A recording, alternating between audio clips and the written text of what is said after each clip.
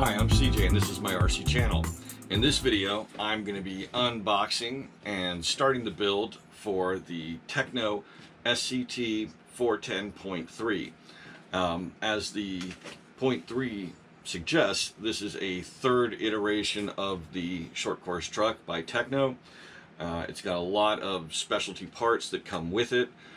It's similar to the Losi short course truck of the same class, all-wheel drive short course trucks, 10th scale, in that it's a third generation. They've kind of stopped evolving them, probably for a variety of reasons. Short course truck may not be quite as popular as it used to be. The four-wheel drive buggies may be taking a bite out of that class. Also, they've evolved them pretty much as far as they might go for the time being. Things I liked about the Tekno over the Losi were that it's made in the United States. They use 16mm big bore shocks instead of these, I believe 13 is what's on the Losi.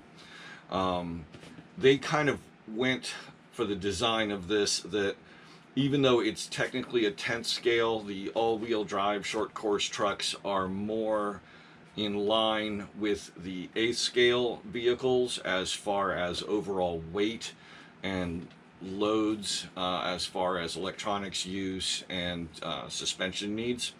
And I like that. They're supposedly bulletproof, very sturdy kits, and so I've got a handful of mods that I'm going to be putting in from the beginning, like some titanium parts to try to shave a little bit of weight and things of that nature. It does not come with a body, obviously. You're not getting short course truck body in this box, but I've already got a nice one picked out, and that's going to be part of an overall paint series that I've been putting together for you guys. I'm going to be teaching you a lot about different paint techniques, and I'm going to be racing this winter.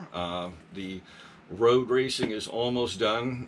This is the last weekend in a couple of days, and then I'm going to be doing some indoor racing at a local track, and I'm going to be racing 1/8 scale buggy and the short course truck, obviously.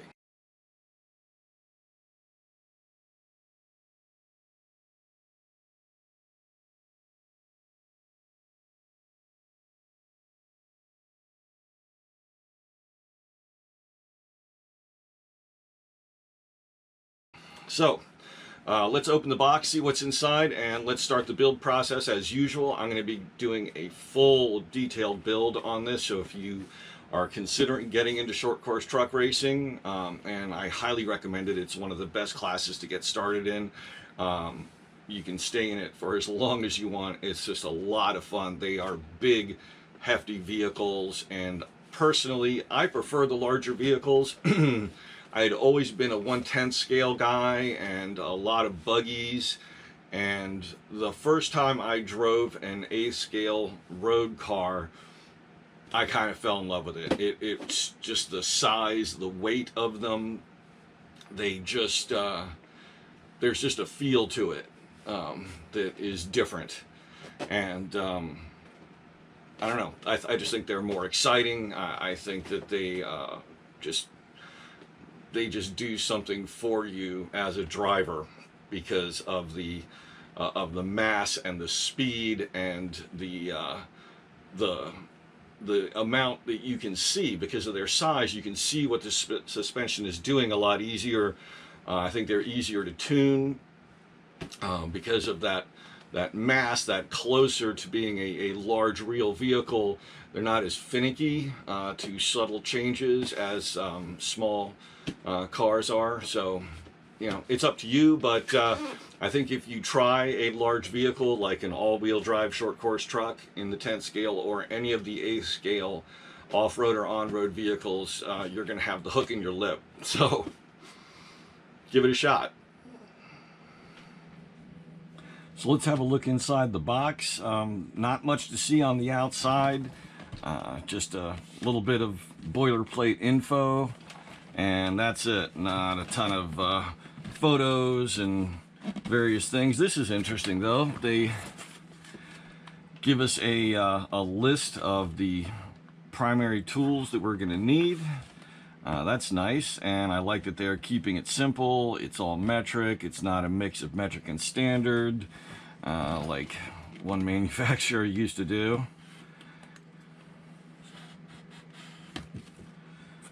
That was always a pain.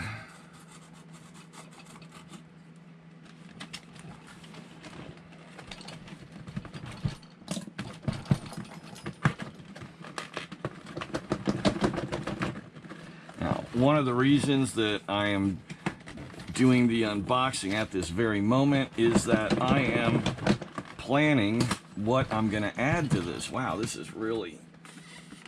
I think I'm just going to have to pop this box. There we go. One of the reasons I'm opening this at this time is, as I said, I'm planning some mods, and one of those is I'm considering swapping out a lot of the standard steel hardware for titanium or aluminum. And that would dramatically, potentially, reduce weight. And that's what I want to find out. So one of the things I'm going to do here is I'm going to get all the nuts and bolts, and I'm going to weigh them. And then I'm going to do a little basic math and get an idea of exactly how much weight I would save, and is that worth it? So here we have a variety of fluids. We've got some 7,000, some 5,000, 350, and 200. So I would assume these two are our diff fluids. One of them for center, and one of them is gonna, well, you know, there's 3 diffs. So one of them is going to be used in 2 of those diffs, and then the 200 and 350 are undoubtedly for our shock absorbers. It'll be interesting to see what they're recommending.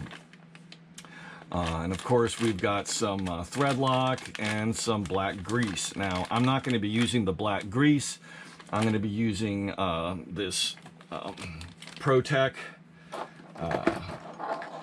white grease that I've just recently used on a build, and I am super happy with this stuff. It's ProTech RC Premier White Grease, and it's tagged as an assembly lubricant. Its claim to fame, or its design, is to make something that reduces wear and reduces noise. And for gear trains, that's really nice to be able to dial down some of that gear mesh noise. So as I said, I used this, and it works great. I'm really happy with the outcome, so I'm going to be using it on this build as well. We've got a really nice looking aluminum chassis here. There's a tremendous amount of cutouts. I'm going to go ahead and open this for you guys just to show you, because this is beautiful. It's like they have gone out of their way not to use any more metal than absolutely necessary. The way it's narrowed and widens out at these locations here and here for battery and motor, I'm sure. A little bit of a kick up, and they have cut away and milled the certain surfaces as thin as possible. I wish I had a caliper that pinched so I could see just how thin that is, but from the look of it, I mean, well, actually I can. Okay. So we are talking 4 millimeters thick chassis. Let me do that one more time. Yeah, 4 millimeters thick.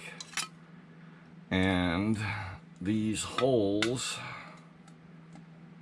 are 2.6, it looks like. So this material right here is about 1.5, maybe a little less in thickness. Let's try a couple of these other. That gives me 3. So some of these locations, they have milled this chassis down to a millimeter thickness to reduce weight, to lower things into the chassis and lower that center of gravity. So that's really nice that they've put that kind of engineering effort into this. That speaks well for the rest of the kit.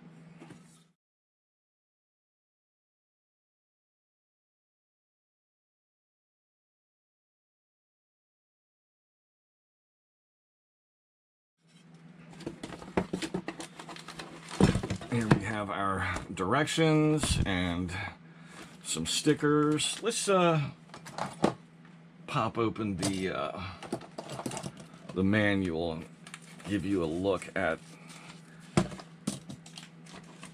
the quality of the instructions, because that's always a big thing, you know. Yeah, we've got color, we've got one-to-ones, we've got lots of details about where to put grease. They even do a coloring on the not just the location where to put the grease, but I mean specifically where to put it, and gives you an idea of how much to use. You know, lots of exploded views. Again, you know, all the one-to-ones on the various parts that you need for each step along the way. I actually took a look at this online, downloaded the PDF. That's one of the ways I was able to get an idea of the kind of hardware I was going to need, the various sizes. I pretty much just went through here and wrote down or typed up every hardware size, and then, you know, counted as I went through. So I knew how many, you know, M3 by 16s I would need, etc. That way I could spec out cost on ordering, because there is not a titanium screw kit available. And so I'm looking at Lunsford and a couple other vendors for sourcing the hardware. And where I can, I'm going to try to use aluminum. It's not as strong as steel or titanium, but there are places where the strength might not be a factor, and aluminum would do. And aluminum is 2.5, or steel is 2.5 times the weight of aluminum. And titanium is at least half the weight. So, you know, again, this may not really be worth doing. As they say, the juice may not be worth the squeeze when it comes to the cost of doing all of this, because I spec'd out all the main hardware in titanium on Lunsford and came up with around $260, and that's more than half the cost of the kit. So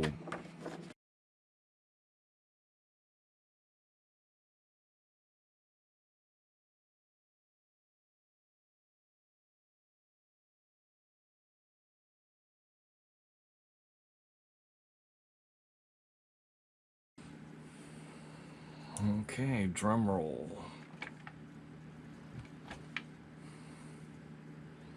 All right, 1457.58. So I am under spec weight by almost 42 grams. So that's great. I'm going to have to add weight, which means I can run a heavier battery right off the bat. I can do that every single race. Don't have to worry. I can put some weight in the rear or in the middle, using either the brass weights that go right behind the motor, or using one of these underneath the battery. So I'm definitely going to have to add some weight. I mean, right off the bat, I can add the 37 gram weight right here and still be underweight. So that's fantastic. That means I can you know, tune the car weight-wise, whether I need the weight in the front, in the rear, middle, etc. So excellent. Smoking. You see, all that aluminum and titanium, it was a little bit of a hassle, but you know, counting grams really paid off.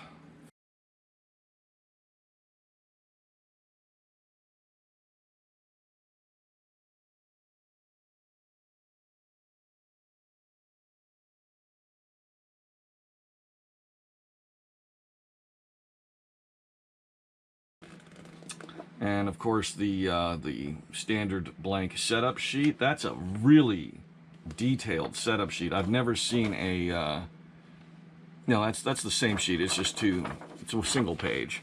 This is the stock build, and this is our blank. And of course the blank is available as a PDF, and there are a lot of other builds available, which I'll probably be choosing one and using that as a baseline instead of this, because this kit has been out for a while now, and so there are a lot of already, you know, tested builds out there for you to choose from. So you can, you know, one of the things I'll do is I'll download all of these spec sheets I can find, all the setup sheets, and then I'll organize them by the type of track. So, you know, is it clay? Is it, you know, is it outdoor loose, you know, loamy stuff? Is it carpet?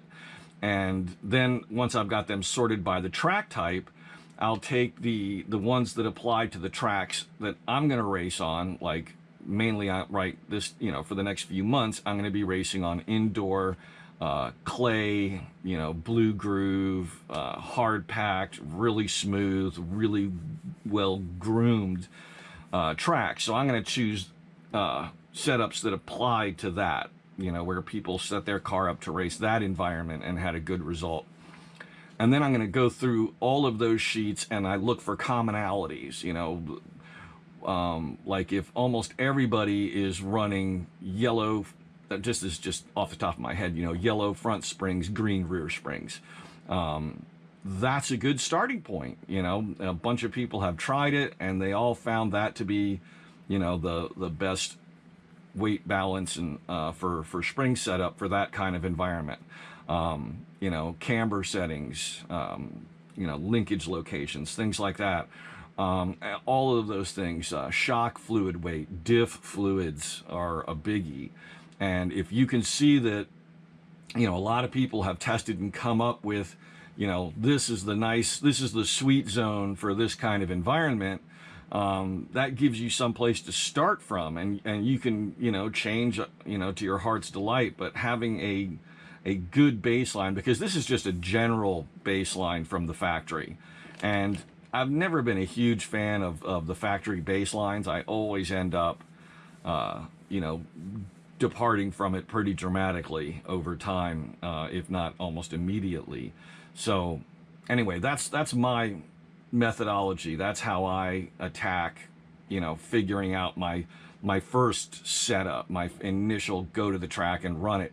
And it also helps me pick out certain things I'm going to need, like, you know, getting shock fluid. So if everybody's running, you know, like within a 1,000 or so of each other, that's what I'm going to start with. And then I might pick up, you know, a bottle of diff fluid that's one level above and one level below. So I've got something to play with. Same thing with springs. I'll pick out the springs that are being used, you know, the commonality, and then I'll go, you know, the heavier and the lighter. Same thing with sway bars. And, you know, that gives me, you know, I've got the things I need to do testing. I've got the things I need to do that kind of experimentation where I can make the car mine and drive the way, you know, I feel comfortable with it. Anyway, enough theory on that. Let's get back into what's in here. So it's really nicely organized. They've given us, aside from the fluids, we've got 2 big bags of smaller bags. And over here we've got, you know, body mounts, we've got shocks. I'm gonna go ahead and open these up for you, and let's just start looking through what we've got, because it's all gonna get opened up sooner or later anyway. Sooner than later, as as a matter of fact. So here is our steering assembly. It's really nice that, you know, here's everything for that. You know, the servo saver, the steering swing arms, the Ackerman plate, all of it. And I'm going to avoid doing unnecessary aluminum upgrades. Like that Ackerman plate is available in aluminum. I really can't see a reason to switch that. And if the plastic one, or actually these are probably a composite, is you know, plastic these days isn't plastic. There's so many kinds of plastic, and then there's so many types of plastics that are mixed with other variables, like, you know, carbon fiber, you know, micro threads, things like that. It's a little more complicated. You say plastic and it sounds cheap. Plastic these days can be extremely strong, and there's all varieties of stiffness and softness, and you know, sometimes you need a little flexibility in a location, and going with all aluminum stuff can take away from that. Not that you would want flexibility in your steering, but this is a beefy little piece, and unless there is a real reason, I'm going to stay with plastic. And I would almost guarantee that this piece is lighter than the aluminum, and I would rather trade a little theoretical strength advantage for any actual weight savings, because that seems to be the #1 Achilles heel of the short course truck arena is weight. In fact, there is another short course, I'm not going to say it's a kit because it's not, but it's something I'll talk about down the road. It's an independent manufacturer has made a short course kit that you take a 4-wheel drive truggy and you take their short course chassis and other aluminum components like shock towers and things like that, and you build a short course truck out of it that is so light that you actually have to add weights to the chassis to make it legal to race in the short course truck class. That's really impressive. And I'm seriously thinking about building one of those later this winter. I had already ordered this and was, you know, on the way to doing this, so I didn't want to switch gears like that. And I thought about it, and I kind of would like to do a comparison if it comes down to that, if I do this other kit. So anyway, here we have, you know, like side rails for the chassis. We've got, this is a receiver box. Here we have a pair of shock absorbers. These might be fronts, they might be rears. Here we have another pair. You can tell by the shock bodies, these are the rears. So bag L and M.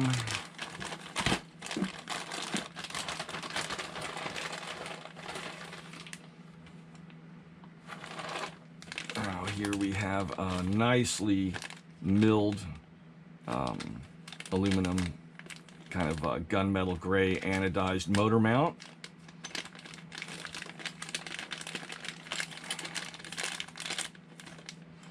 This is one of our drive shafts. This is probably the rear to front, and then this is the short one that goes from the center diff to the rear, because it's all kind of in the back, kind of like the way the slash is laid out.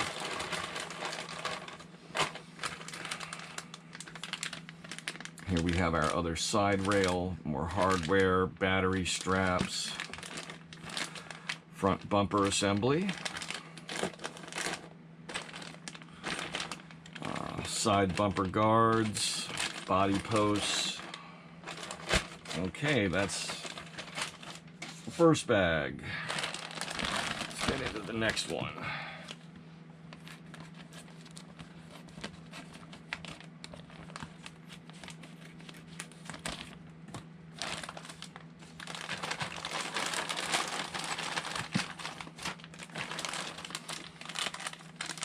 So this is, I would believe, is our center diff assembly because it's got our big gear on it.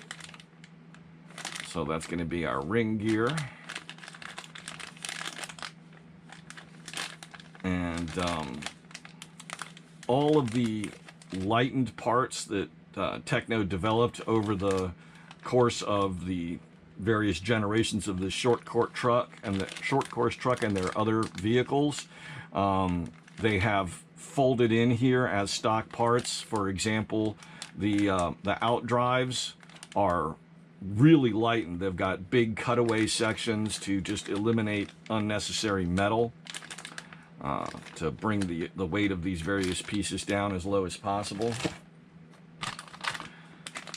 Here we have one of our gearboxes, and here we have a nice aluminum shock tower. This is an item that might get switched out for carbon fiber to try to bring weight down again. Maybe not. It's going to depend on availability and cost. I don't even know if anyone makes one. I'll have to look. But the fact that they designed it in such a way that it's simple, it doesn't have a bunch of three-dimensional stuff to it. It's basically a 2D piece that's stamped or milled out. So it doesn't have a bunch of structure going in this direction or that direction. It's easy to make it out of carbon fiber. For example, if you are familiar with the Slash and the other kits in that realm from Traxxas, their shock towers are very three-dimensional. They've got they've got fat parts, thin parts. They've got all kinds of cutaway areas on their shock towers, and so their shock towers are not easily remanufactured, and they are not available in carbon fiber. You'll find aluminum ones, and you'll find plastic replacement ones like from RPM, but you're not going to find a carbon fiber one because you just can't do it. Okay, here we have front suspension, and yeah, that's our front dog bones. And does it have CVs up front? Yes, it does. So dog bone at the inside, CV joint on the steering end.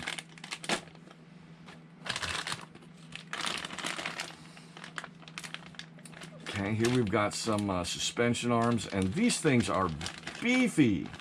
I mean, really beefy. These look like, these are structurally the thickness and size of the arms on my 8th scale GT car. That's impressive. Now here we have the suspension, the kingpins. I bought a set of titanium kingpins from Lunsford, so that'll shave a few grams. And our rear bumpers in here. Again, massive suspension arms. Just they're just massive. There's no other way to describe it. They're like almost a centimeter thick. A lot of structure, to make it strong, but not not have it be a solid piece that weighs a ton.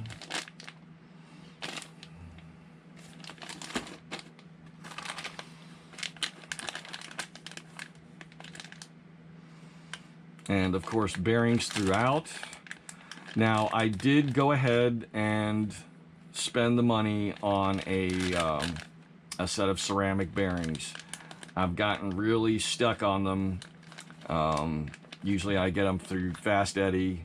I think I had to go through another vendor this time. I don't remember, but you'll see them soon enough.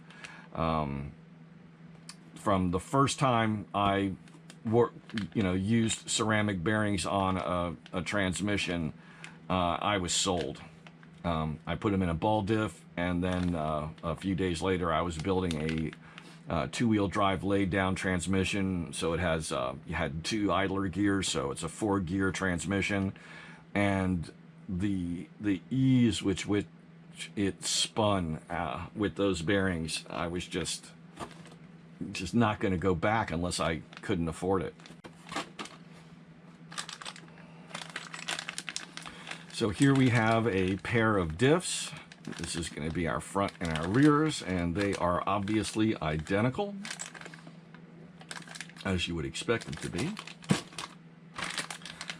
And here we have another diff. Our diff cases are slightly different. They're not interchangeable, just FYI. But one of the things about the Tekno kit, it's supposed to be very easy to access and maintain these diffs, which is a big factor, because one of the best ways to tune this type of vehicle is the diff fluid. That can really alter the how the car behaves, how calm and smooth it is, or how flighty and on the edge it can be. And again, nice solid aluminum shock tower. These are very thick.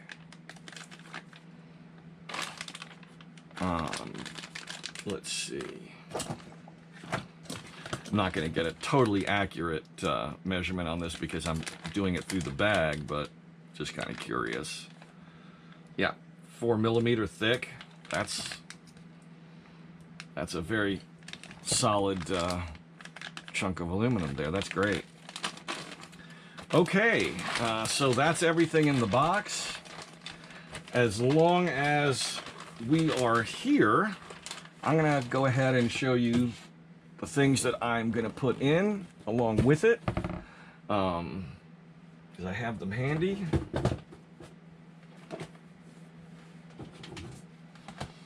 So I'm going with Hobby Wing again. I've been having really good luck with the XE runs. I've got the programming box for it. I've kind of learned my way around them and their various parameters and what they can do. I feel very comfortable with them. I've got various procedures memorized, like the combination of button presses to calibrate the transmitter to the ESC, because you got to do that every time you change settings or update firmware.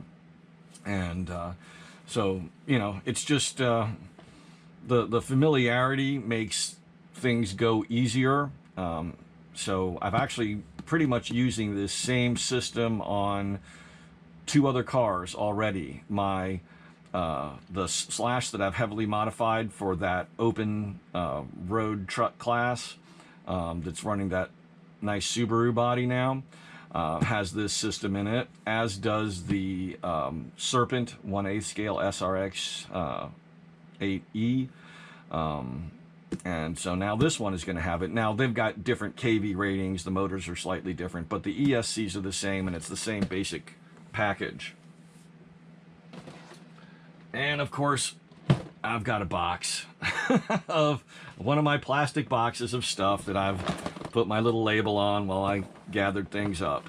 And I went with a Savox servo for this one. Tried and true, very familiar with it, nice price point.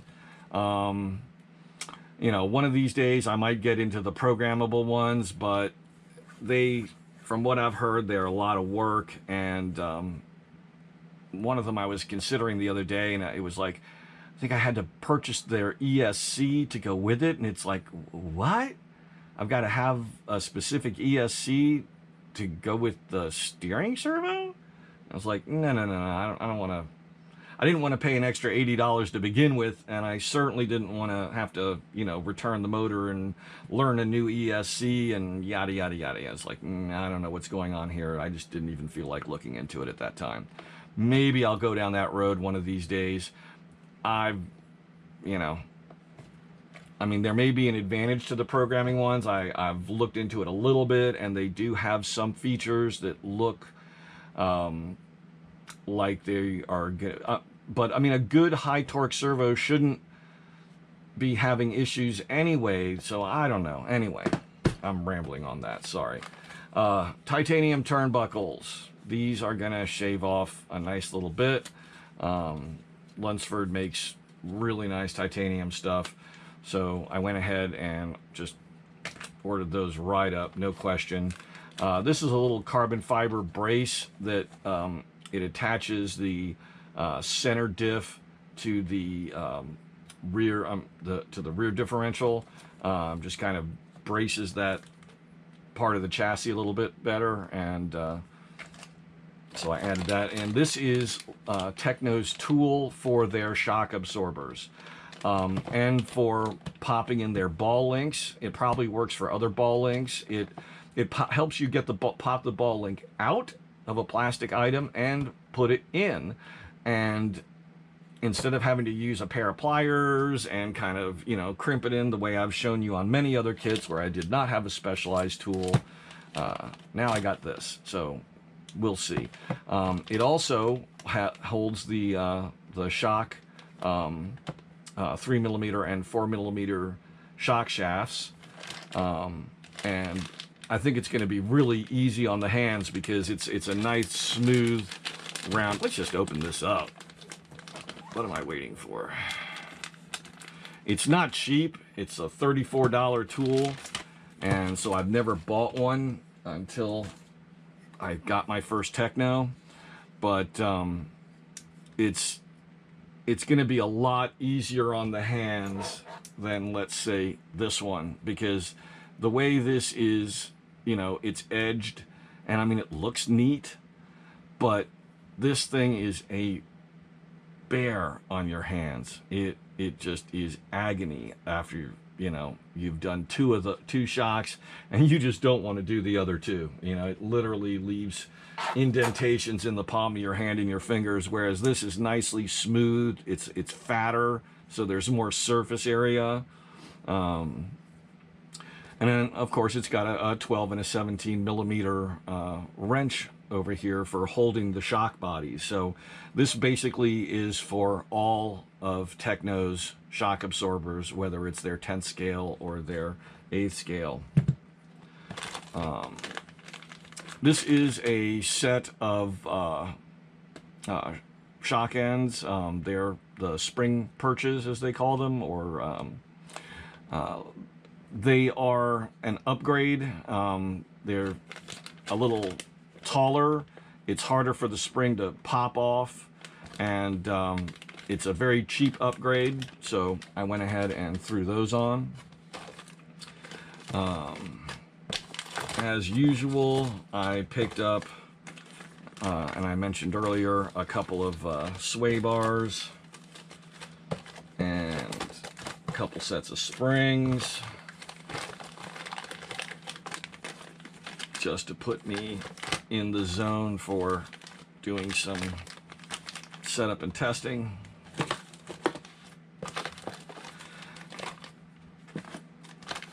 And more springs. This is a little set of mud guards that attach to the rear. The way they were described, I wasn't sure if they were included in the kit or not. I definitely wanted them. It's a teeny bit of weight, but it's also unsprung weight, but it is going to keep, you know, mud and dirt that gets thrown up by the front wheels from getting into the drive assembly of the rear wheels, and I think that's worth having. Like I do with a lot of kits, I picked up spare diff gaskets, some these are shims for adjusting the differential, O-rings for the differential, more shims for the differential. So, you know, regular rebuilding, you know, the O-rings get damaged, they get lost. As the gears wear, you need to add shims. Properly maintaining your diffs is essential to getting good smooth power delivery. And these little paper gaskets also, you know, have a fairly short lifespan when you're assembling and reassembling. So having these things on hand is a good idea. It doesn't cost a lot. You don't need to buy quite as many as I did, but I would get a pack of each of these.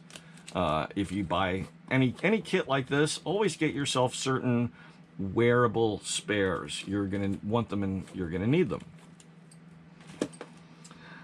This is a little set of, they're like, okay, how do they describe it?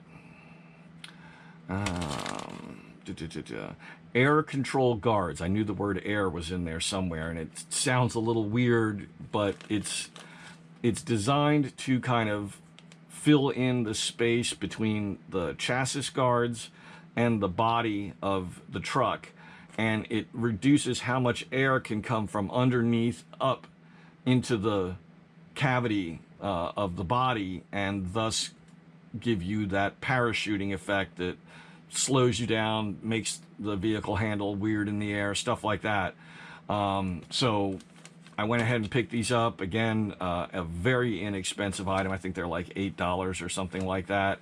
And, you know, they're durable. You're probably never going to need more than a single pair.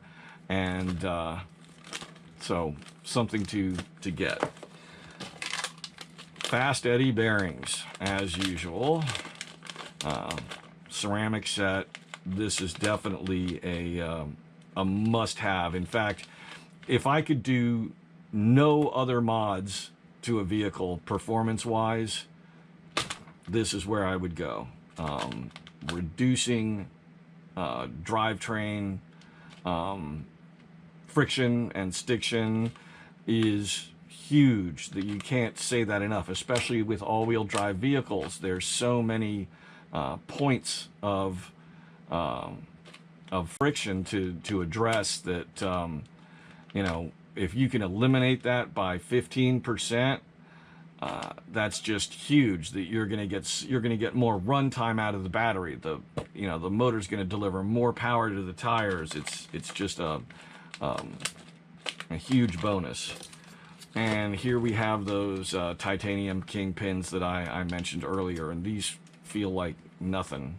They're really light. It's not a huge difference, but as I've mentioned, short course trucks, their number one Achilles heel is their weight, and so reducing weight definitely is going to help with performance.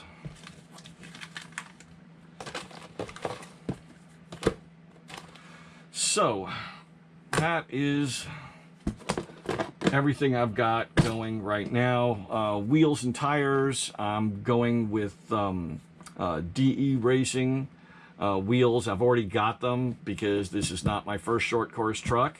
So I've got a lot of wheels. I've got a bunch of tires of different patterns for the type of environment I'm going to be racing in. So I'll discuss that later. Tires are kind of a thing that's relative to your track. The best way to find out and make tire decisions is to go to the track that you race at and talk to the people that are doing well, that are going fast. You know, ask them what they're running. Just go through the pits and look at what people are running. And also, you know, talk to the people that manage and run the track. Most tracks are associated with or part of a hobby shop, and they, you know, usually tend to carry the kind of tires that people are going to want to buy for their track. So that's probably your best way to get that kind of information. I wanted to film a little addition to this unboxing and overview of where I'm going video.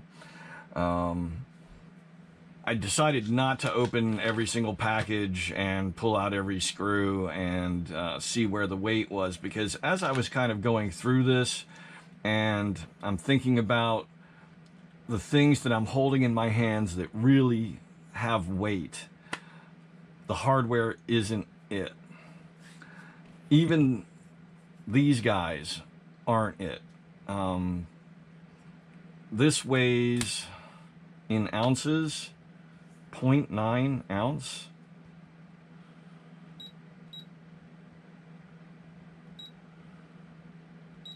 Oh, wait a minute, I'm doing the wrong one.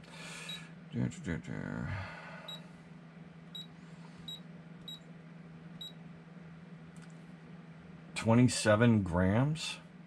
It's a feather.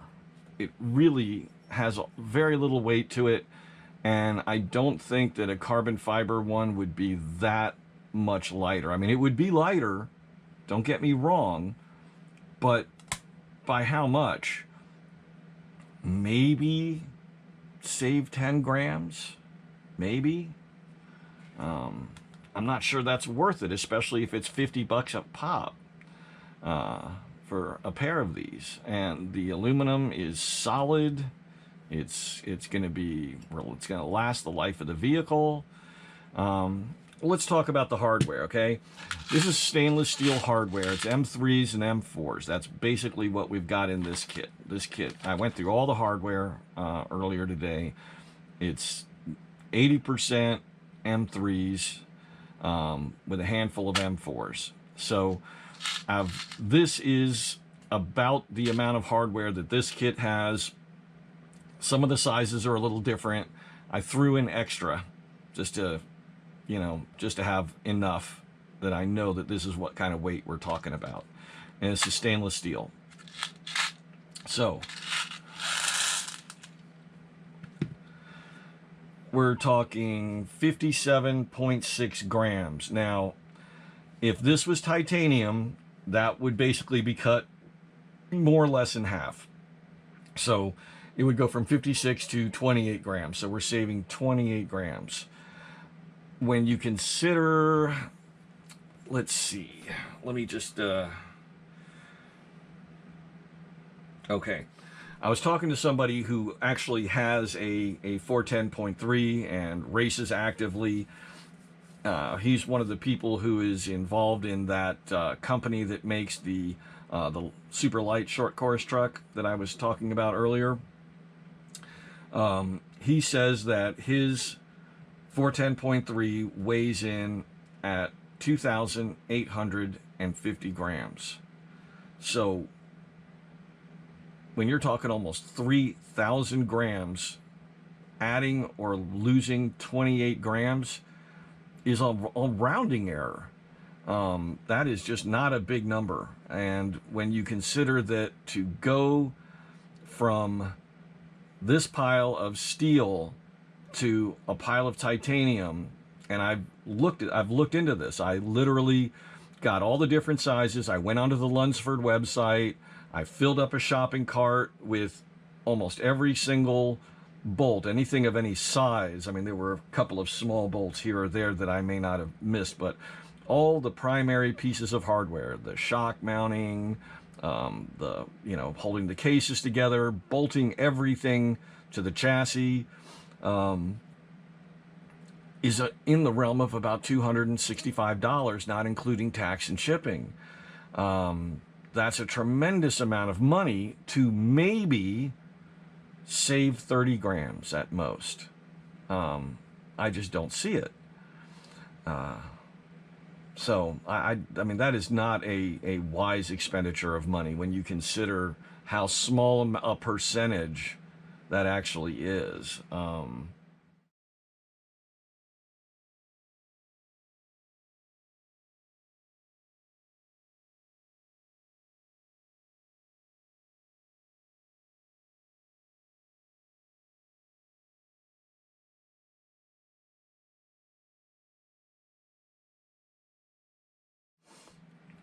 So I'm not going to do that.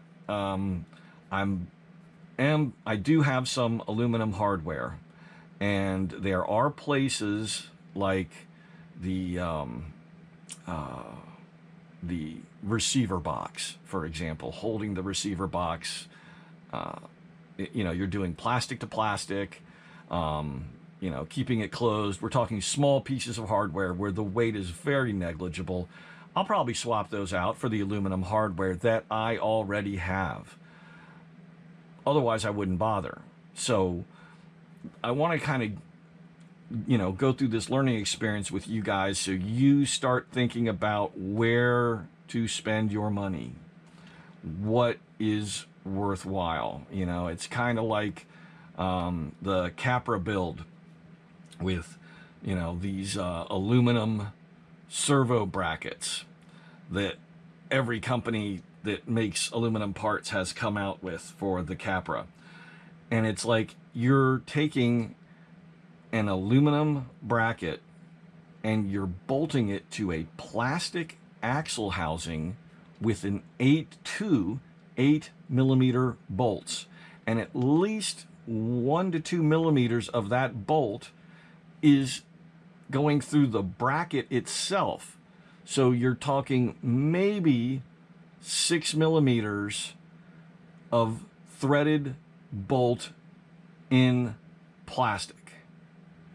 That's it. That's not a lot. So do you really need the strength of an anodized aluminum servo bracket that's going to cost you 25 bucks that is being held onto a plastic axle housing with 2 little bolts with a total of 12 millimeters of total threaded bolt? I mean, that thing could get torn right off. You've got a servo capable of 400 grams of torque output, and you've got this bulletproof aluminum bracket, and it's being held on by 2 teeny little bolts. And the servo could almost some of these really high-tech crawler servos could almost rip that thing off of the axle housing, unless you're doing this full build with aluminum axles. That aluminum servo bracket is ridiculous. It's a complete waste of money. It doesn't look that much better. And I mean, who's really looking under the truck to see what the servo bracket looks like? I mean, isn't the idea of crawlers to make them look like, real vehicles to a certain degree? And so accentuating your servo is kind of the opposite. Think carefully, because this is an expensive hobby. There are so many things you need, tools, just to do half decent at the track. The amount of fluids, you need shock fluids, you need diff fluid, you'd be better off spending the money on tuning tools than getting 28 grams saved here. I mean, 250, 260, let's say just make it $275 worth of titanium hardware. With $275, you could buy yourself a really nice hoodie tuning kit where you've got, the mounts where you take your wheels off. You could afford the tuning board. You could get a ride height gauge. You could get the droop gauges. And then you could really set up the car to handle better, where exactly how much, toe and camber and caster and everything, and you can make those adjustments properly. You can make sure that the suspension is balanced properly. You've got the right ride heights. That would do more for you as far as performance than, 3 times the weight of the difference of titanium hardware. Not worth it. So think about where you're spending your money.